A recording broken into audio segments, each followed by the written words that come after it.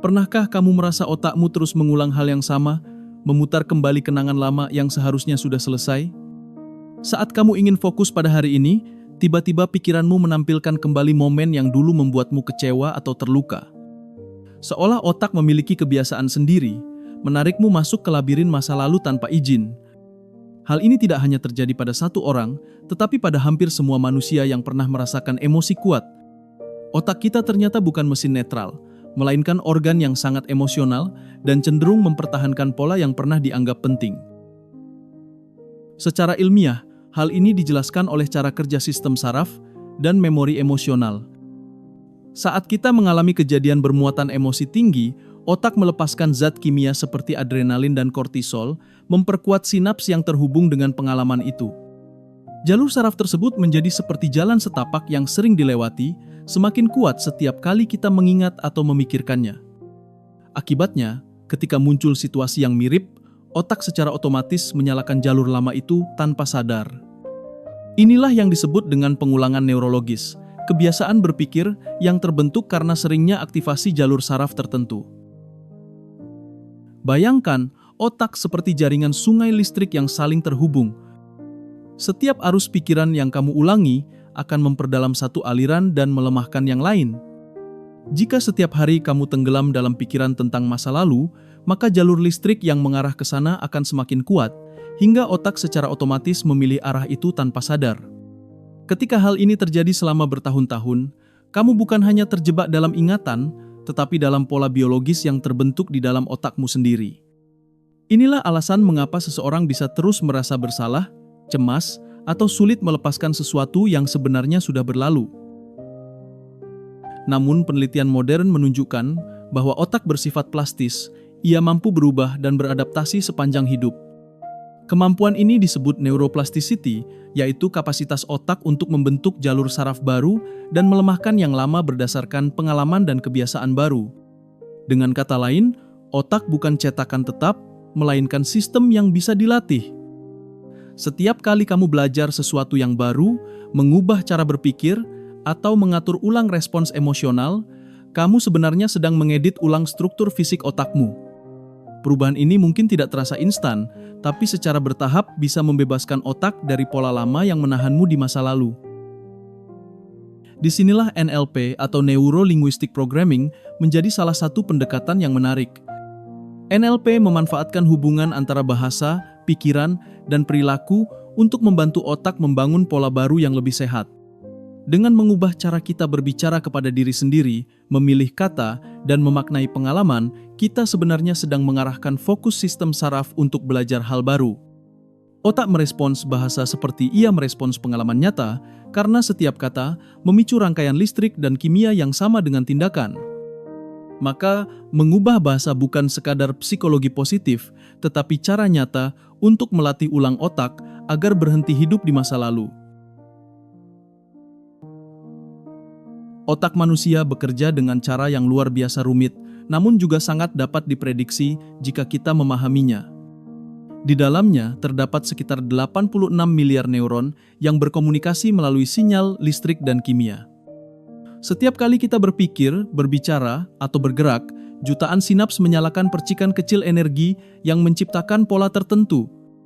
Pola ini seperti jalur lalu lintas di dalam kota besar, dan setiap kebiasaan atau pikiran yang sering diulang akan membentuk jalan raya saraf yang semakin kuat.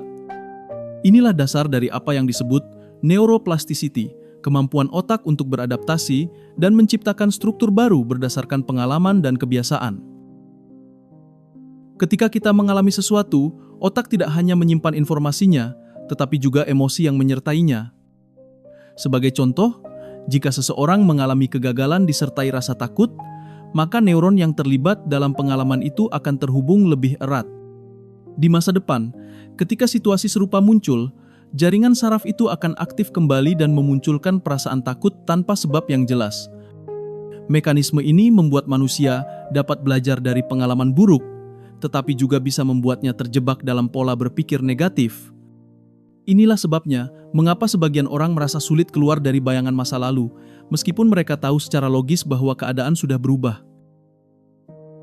Neuroplasticity menunjukkan bahwa tidak ada satupun bagian otak yang benar-benar tetap. Jaringan saraf bisa melemah atau menguat tergantung pada seberapa sering kita menggunakannya.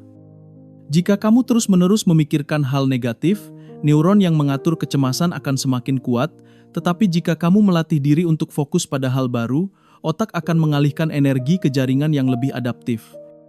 Penelitian modern menggunakan fMRI dan EEG menunjukkan bagaimana latihan sederhana seperti pernapasan sadar, menulis jurnal, atau mengubah perspektif bisa mengubah pola aktivitas otak hanya dalam hitungan minggu.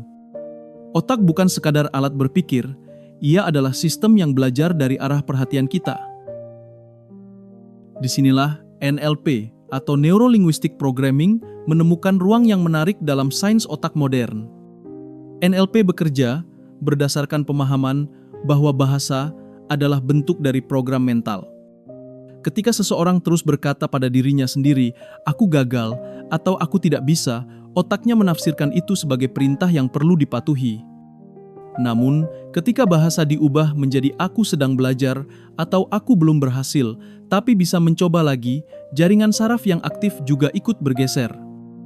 Dengan kata lain, setiap kata yang diulang bukan hanya suara di kepala, tetapi sinyal biologis yang melatih otak untuk berpikir dengan cara tertentu.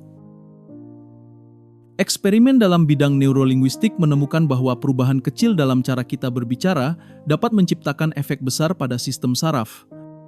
Otak tidak memahami kata-kata dalam bentuk abstrak, ia menafsirkan makna menjadi sensasi dan reaksi fisik.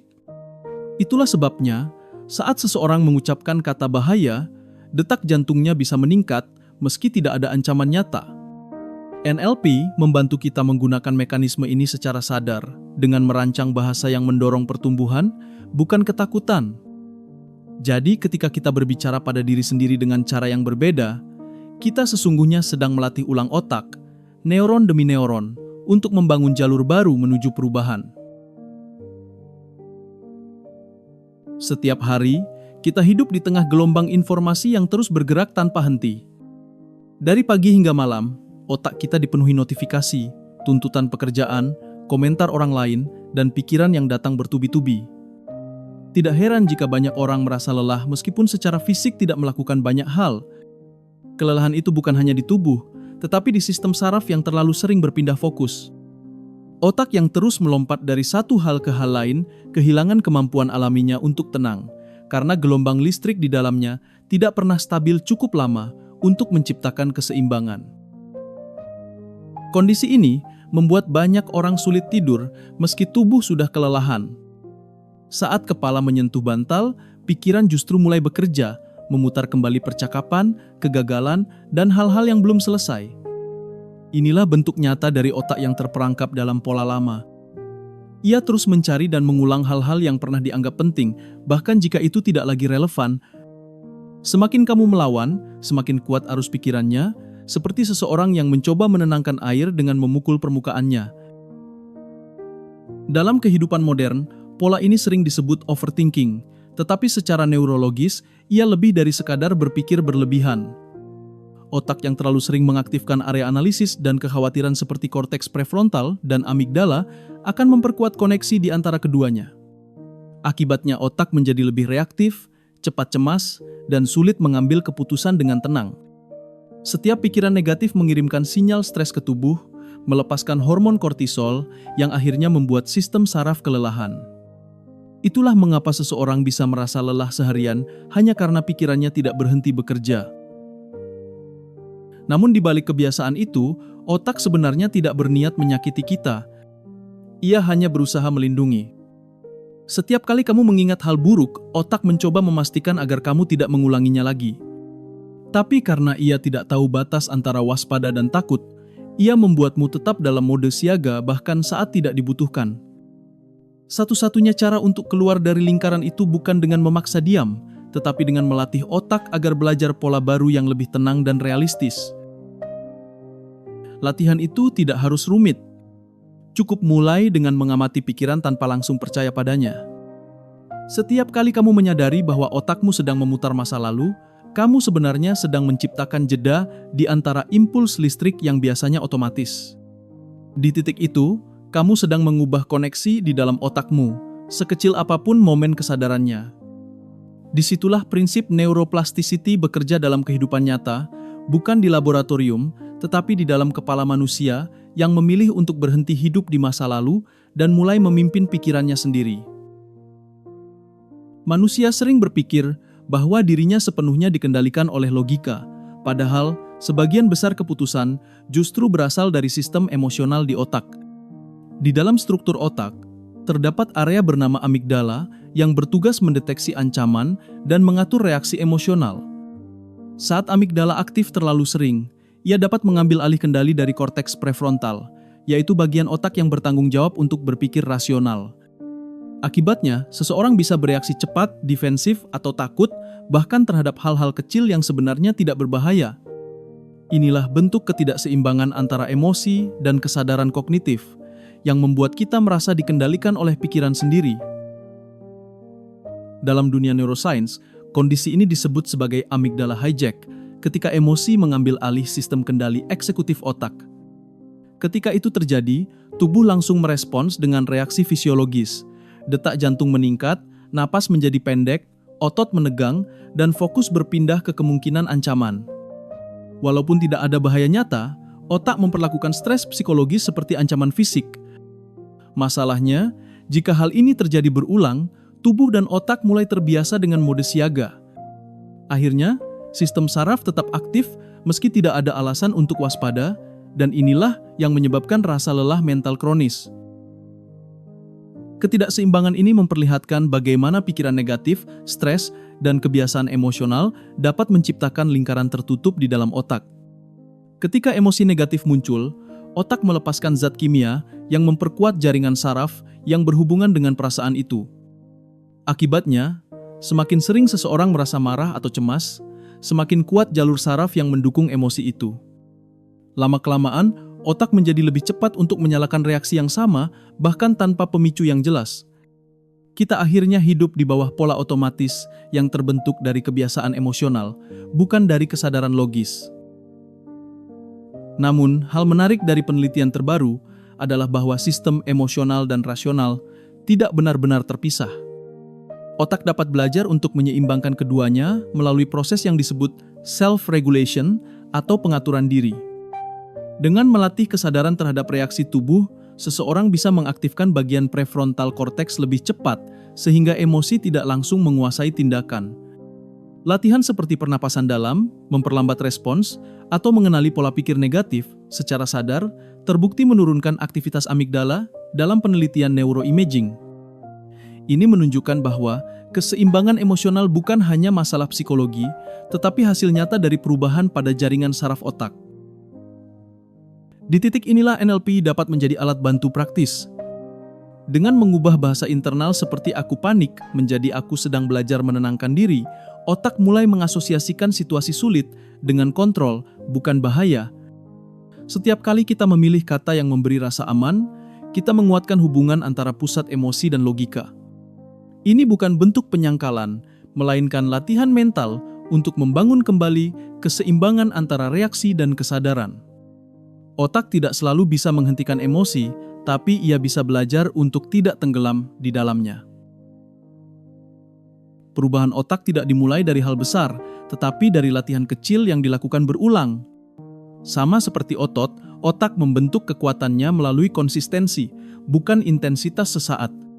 Setiap kali kamu menyadari satu pikiran negatif dan memilih untuk tidak menanggapinya secara otomatis, kamu sedang melatih sistem saraf untuk berpikir dengan cara baru. Dalam dunia neuroscience, hal sederhana seperti itu sudah cukup untuk menciptakan sinaps baru, jalur komunikasi antar neuron yang sebelumnya tidak aktif. Inilah fondasi nyata dari neuroplasticity, perubahan yang dimulai dari satu momen sadar. Salah satu latihan paling efektif adalah pernapasan sadar. Ketika kamu memperlambat napas dan fokus pada sensasi udara yang masuk dan keluar, otak merespons dengan menurunkan aktivitas amigdala. Hal ini memberi sinyal kepada sistem saraf parasimpatik untuk menenangkan tubuh, menurunkan detak jantung, dan mengalihkan perhatian dari ancaman menuju rasa aman. Penelitian dengan pemindaian otak menunjukkan bahwa hanya dalam beberapa menit, gelombang otak bisa bergeser dari pola beta yang tegang menuju alfa yang lebih stabil. Dengan kata lain, Tenang bukan hasil dari keadaan, melainkan dari kebiasaan yang dilatih. Selain pernapasan, menulis jurnal juga terbukti membantu menata ulang sistem berpikir. Saat kamu menuliskan pikiran, kamu secara tidak langsung memindahkan beban dari sistem limbik ke korteks prefrontal, bagian otak yang berperan dalam perencanaan dan logika. Tulisan memungkinkan otak memproses informasi tanpa harus terjebak dalam emosi mentah. Bahkan, riset menunjukkan bahwa menulis tentang pengalaman emosional secara teratur dapat menurunkan aktivitas amigdala dan meningkatkan keseimbangan antara pikiran dan perasaan. Setiap kata di kertas bukan hanya ekspresi, tetapi juga latihan konektivitas neural yang menyehatkan. Di sisi lain, NLP dapat digunakan sebagai alat untuk memperkuat jalur baru yang sudah mulai terbentuk. Misalnya, dengan menggunakan teknik reframing, kamu belajar mengganti sudut pandang terhadap peristiwa tertentu. Alih-alih berkata, "Aku gagal," kamu menggantinya dengan, "Aku sedang belajar cara lain yang lebih baik." Pergeseran kecil ini membuat otak memproses pengalaman dengan konteks yang berbeda, dan karena otak belajar dari asosiasi, makna baru ini memperkuat jalur saraf yang mendukung adaptasi positif. Bahasa yang kamu gunakan bukan hanya menggambarkan pikiranmu, tetapi juga mengarahkan arah pertumbuhan otakmu. Perubahan biologis di otak tidak terjadi dalam satu malam, tetapi dimulai dari keputusan yang diulang setiap hari. Setiap kali kamu memilih untuk bernapas lebih tenang, menulis satu paragraf refleksi, atau berbicara pada diri sendiri dengan nada yang lebih lembut, kamu sedang melatih otak untuk membangun realitas baru. Dalam jangka panjang, kebiasaan kecil ini menumbuhkan jaringan saraf yang lebih kuat, menggantikan jalur lama yang dipenuhi stres dan penyesalan. Otak yang dulu reaktif menjadi lebih responsif, lebih sadar, dan lebih mampu menciptakan keputusan dari ketenangan, bukan dari ketakutan. Di sanalah perubahan sejati dimulai, bukan di luar dirimu, tetapi di dalam jaringan listrik yang kamu latih setiap hari. Kesadaran adalah titik di mana otak berhenti bereaksi dan mulai mengamati. Ketika kamu menyadari pikiran yang muncul tanpa langsung terseret olehnya, kamu sedang menempatkan diri di luar pola otomatis otakmu. Pada momen itu, sistem saraf mulai bekerja secara berbeda.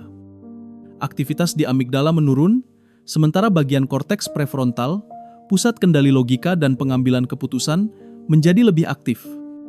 Kesadaran bukan hanya konsep mental, tetapi peristiwa biologis nyata di dalam otak yang bisa diukur dengan teknologi modern seperti fMRI dan EEG. Dalam keadaan sadar, otak membangun jembatan antara masa lalu, masa kini, dan masa depan. Ia tidak lagi hidup dalam reaksi, tetapi dalam pengamatan. Ketika seseorang mampu memperhatikan pikirannya sendiri, konektivitas antara bagian otak yang memproses emosi dan bagian yang mengatur refleksi menjadi lebih kuat. Ini membuat seseorang tidak lagi menjadi korban dari pikirannya, melainkan pengamat yang memahami alurnya. Dari sudut pandang neuroscience, kesadaran adalah bentuk tertinggi dari pelatihan otak, karena ia mengubah cara neuron berkomunikasi secara mendasar. Penelitian menunjukkan bahwa latihan kesadaran jangka panjang dapat meningkatkan ketebalan korteks prefrontal dan memperkuat jalur komunikasi antar hemisfer otak. Artinya, orang yang sering berlatih mengamati pikirannya sendiri bukan hanya menjadi lebih tenang secara psikologis, tetapi juga mengalami perubahan fisik di struktur otaknya. Hal ini dikenal sebagai experience dependent plasticity, di mana pengalaman sadar menciptakan perubahan anatomi nyata. Otak yang dulu terjebak dalam pola reaktif menjadi lebih lentur, lebih responsif, dan mampu menunda impuls dengan lebih baik. Kesadaran ternyata bukan sekadar perasaan tenang, melainkan kondisi biologis dari otak yang sehat. Dalam konteks NLP, kesadaran menjadi fondasi dari semua teknik perubahan. Sebelum seseorang bisa mengubah bahasa internalnya, ia harus terlebih dahulu menyadari bahasa itu ada. Dengan mengenali cara berpikir otomatis dan kata-kata yang sering digunakan, seseorang dapat mulai memilih respons baru secara sadar. Kesadaran adalah ruang di antara stimulus dan respons, tempat di mana otak memiliki kesempatan untuk membentuk jalur baru. Semakin sering ruang itu diaktifkan, semakin kuat kemampuan otak untuk mengubah arah reaksi emosionalnya. Kesadaran tidak berarti menghapus pikiran, tetapi memahami bahwa pikiran hanyalah sinyal, bukan perintah. Ketika kamu bisa melihat satu pikiran datang dan pergi tanpa harus menolak atau menuruti, disitulah kamu benar-benar bebas. Di dalam momen sederhana itu, neuron di otakmu sedang melakukan sesuatu yang luar biasa, menenangkan diri, menyelaraskan ritme, dan membangun jaringan baru yang lebih adaptif. Otak yang sadar bukan otak yang kosong, melainkan otak yang memilih dengan tenang apa yang pantas untuk diteruskan dan apa yang cukup dibiarkan berlalu. Itulah bentuk tertinggi dari neuroplasticity. Ketika perubahan bukan lagi dipaksa, tetapi tumbuh alami dari pemahaman diri. Pada akhirnya, otak bukan sekadar organ yang berpikir, melainkan sistem hidup yang selalu menyesuaikan diri dengan arah perhatian kita. Ia mencatat, belajar, dan meniru pola yang kita ulang setiap hari. Jika yang sering kita ulang adalah kecemasan, maka jalur saraf kecemasan akan semakin kuat. Jika yang kita ulang adalah kesadaran, rasa ingin tahu, dan latihan menenangkan diri, maka otak akan menyesuaikan dengan itu juga. Disinilah letak kebebasan sejati manusia, yaitu kemampuan untuk memilih pola yang ingin kita hidupkan. Neuroplasticity memberi bukti ilmiah bahwa perubahan selalu mungkin. Tidak ada cerita masa lalu yang terlalu berat untuk diubah, karena struktur otak yang menyimpannya bersifat lentur. Bahkan kenangan lama tidak harus dihapus, cukup dipelajari ulang dengan sudut pandang baru agar maknanya berubah. Saat kita berhenti melawan masa lalu dan mulai memahami cara otak bekerja, energi mental yang dulu terjebak dalam penyesalan mulai terbuka untuk pertumbuhan. Otak tidak diciptakan untuk bertahan dalam trauma, tetapi untuk belajar dari pengalaman dan menyesuaikan diri menuju keseimbangan. NLP berperan sebagai jembatan yang membantu proses itu berjalan lebih sadar. Melalui bahasa, kita memberi otak arah baru untuk dituju. Setiap kali kamu berbicara pada dirimu dengan kata yang lebih konstruktif, otak menafsirkan itu sebagai perintah pembaruan. Seperti komputer yang menerima instruksi baru, neuron-neuron mulai membangun koneksi yang berbeda, menulis ulang makna lama dengan pola baru yang lebih realistis dan adaptif. Dengan kesabaran, bahasa internal ini menjadi kebiasaan yang menumbuhkan ketenangan dan kejelasan berpikir. Perubahan biologis di otak tidak terjadi karena kekuatan luar, melainkan karena keputusan kecil yang konsisten. Setiap detik kamu memilih untuk berhenti bereaksi dan mulai mengamati, kamu sedang memperkuat jaringan kesadaran. Setiap kali kamu memaafkan diri sendiri atau melihat situasi dari sudut pandang baru, kamu sedang mengajarkan otak bahwa hidup bukan sekadar bertahan, tetapi juga berkembang. Otak merespons arah fokusmu, dan fokus adalah bentuk latihan yang paling sederhana namun paling kuat untuk membangun ulang masa depanmu. Di sanalah perubahan sejati dimulai, di dalam perhatian yang kamu arahkan dengan sengaja. Jadi, jika hari ini kamu masih terjebak dalam cerita lama, ingatlah bahwa itu bukan akhir, melainkan pola yang sedang menunggu untuk diubah. Setiap kali kamu menenangkan diri, memilih kata yang lebih baik, atau sekadar menarik napas perlahan, kamu sedang memberi otak perintah baru untuk berkembang. Perjalanan ini tidak tentang melupakan, tapi tentang menulis ulang hubunganmu dengan masa lalu menggunakan pemahaman baru. Otakmu akan mengikuti arah yang kamu pilih, karena ia bukan mesin statis, tapi makhluk hidup yang tumbuh bersama kesadaranmu. Dan di sanalah gelombang otakmu mulai menemukan ritme barunya. Kamu tidak harus mengubah semuanya hari ini, cukup sadari satu pola kecil dalam dirimu dan beri ruang untuk memperbaikinya. Setiap kesadaran kecil adalah langkah besar bagi otakmu untuk beradaptasi. Mulailah dari satu napas yang lebih tenang, satu pikiran yang lebih jernih, dan satu keputusan untuk tidak lagi hidup di bawah bayangan masa lalu. Otakmu sedang mendengarkan, dan ia selalu siap menulis ulang jalurnya menuju versi dirimu yang lebih stabil, lebih sadar, dan lebih tenang. Terus ikuti gelombang otak, tempat kita belajar memahami bahasa otak dan cara melatihnya agar bekerja selaras dengan hidup yang kita pilih.